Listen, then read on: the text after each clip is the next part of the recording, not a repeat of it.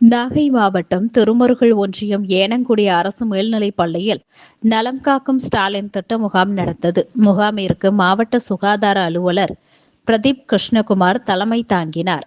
வட்டார ஆத்மா குழு தலைவர் செல்வ செங்குட்டுவன், வட்டார வளர்ச்சி அலுவலர்கள் ஹரிகிருஷ்ணன், சுப்பிரமணியன், வட்டார மருத்துவ அலுவலர் சச்சின், ஆகாஷ் ஆகியோர் முன்னிலை வகித்தனர். தமிழ்நாடு மீன்வளர்ச்சி கழக தலைவர் கௌதமன் முகாமை பார்வையிட்டார்.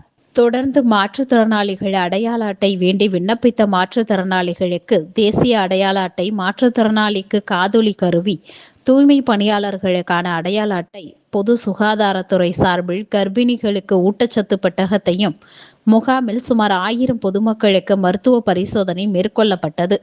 இதில் மயிலாடுதுறை முன்னாள் எம்எல்ஏ அருட்செல்வன், தாட்கோ மேலாளர் சக்திவேல் கலியபெருமாள், வட்டார சுகாதார ஆய்வாளர் மனோகரன் மற்றும் மருத்துவ அலுவலர்கள், சுகாதார ஆய்வாளர்கள், செவிலியர்கள், பொதுமக்கள் பலர் கலந்து கொண்டனர்.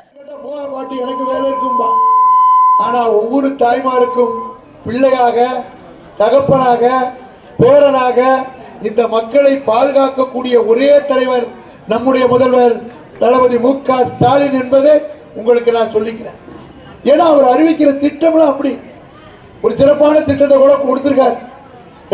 மாற்றுத்திறனாளிகள் தேசிய அடையாள அட்டை மற்றும் செவித்திறன் இவங்க கலந்துக்கிட்டாங்க. அவங்க அவங்களுக்கு உடனே கார்டு, மாற்று திறனாளிகளுடைய கார்டும் கொடுத்துருக்கு. அவங்களுக்கு காது கேட்கலன்னாங்க, அவங்களுக்கான இன்னைக்கு அந்த கருவியையும் இங்கே வழங்குறோம். இதுதான் இந்த திட்டத்தினுடைய சிறப்புமிக நோக்கம் என்பதை நீங்கள் எல்லாம் புரிந்து கொள்ள வேண்டும்.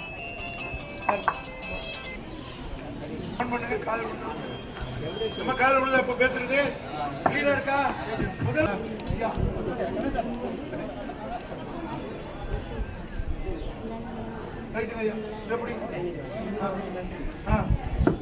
மாற்றுத்திறனாளிகளுக்கான தேசிய அடையாள அட்டை.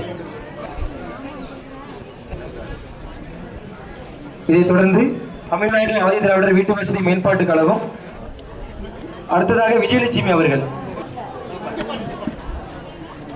இதைத் தொடர்ந்து லதா அவர்கள் வழங்கப்படுகிறது. லதா அவர்களுக்கு, இதனைத் தொடர்ந்து வெண்ணிலா அவர்களுக்கு.